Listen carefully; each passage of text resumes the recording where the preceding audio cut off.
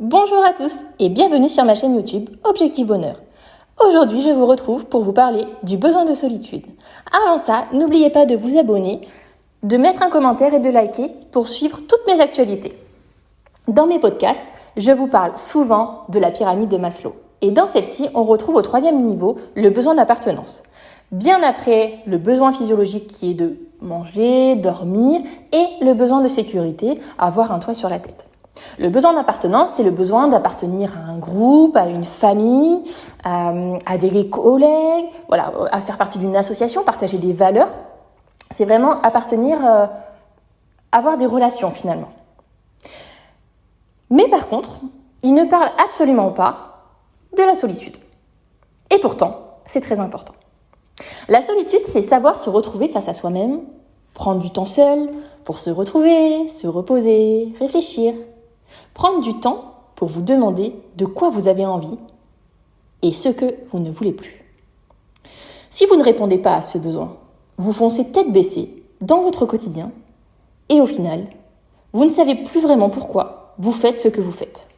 Et un jour, boum, vous vous retrouvez à une place, un endroit. Vous êtes devenu une personne étrangère à vous-même. Ce temps pour soi, ce besoin de solitude, devrait faire partie de nos routines. Des moments non négociables de notre quotidien, comme manger et dormir. Il est nécessaire pour donner un sens à votre vie, celui que vous lui donnez, celui que vous voulez lui donner, d'avoir répondu à ce besoin de solitude. Depuis quelque temps, ce besoin, je le ressens. Ce besoin d'être seul, absolument seul. Ne rien faire, ne voir personne, juste rester avec moi-même. Ne rien prévoir. Ce besoin, j'en ai pris conscience depuis mon burn-out. Finalement, je m'occupais toujours des autres, que ce soit à la maison, avec mes amis, au travail. D'un côté plutôt pratique, pour ne jamais se confronter à soi-même et affronter ses démons. Mais le jour où ça vous tombe dessus, c'est douloureux. Alors si j'avais su, j'aurais passé ce temps avec moi-même avant d'en arriver là. Bizarrement, quand j'étais célibataire et sans enfant, je faisais tout pour ne jamais être seule. Sport, sorties, études, amis, tout était prétexte pour être en action. Et puis, je suis devenue maman. Et finalement, c'est la vie qui me mettait en action permanente. Plus de temps de se poser de questions, juste avancer en essayant d'être une femme, une mère et une professionnelle à la hauteur. Et boum, la chute.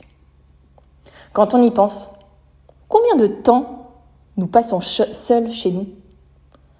Une fois que nous avons notre famille, nos enfants. Non, le télétravail, ça ne compte pas comme du temps seul à la maison. C'est proche de zéro, hein. Et oui, on est tous pareils. J'ai d'ailleurs fait il n'y a pas très longtemps un sondage sur Instagram. Et oui, on est toutes et tous dans le même cas. Notre temps seul à la maison est proche de zéro. Et si c'était ça qui allait nous mener tout droit à la dépression, au burn-out, au fait de ne plus en pouvoir, à la crise existentielle, la crise émotionnelle. Pourtant, se poser dans le canapé et ne rien faire. Même pas regarder la télé. C'est essentiel. Regardez autour de vous. Comment vous sentez ? Qu'est-ce que vous ressentez ? Qu'aimez-vous chez vous ? Qu'avez-vous envie de changer ? De quoi rêvez-vous ? Qui êtes-vous, à part la femme d'eux, la mère d'eux, et la salariée ou le patron d'eux ?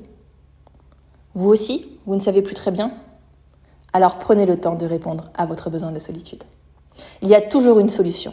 Accordez-vous ce temps, ce sera bénéfique pour la suite de votre chemin, ce sera bénéfique pour vous et pour votre famille, pour vos amis. Vous vous sentirez vraiment vous-même plus libre. C'est essentiel. Je m'arrête là pour aujourd'hui et je vous dis à très vite pour un prochain podcast. Je vous fais plein de bisous. À très vite.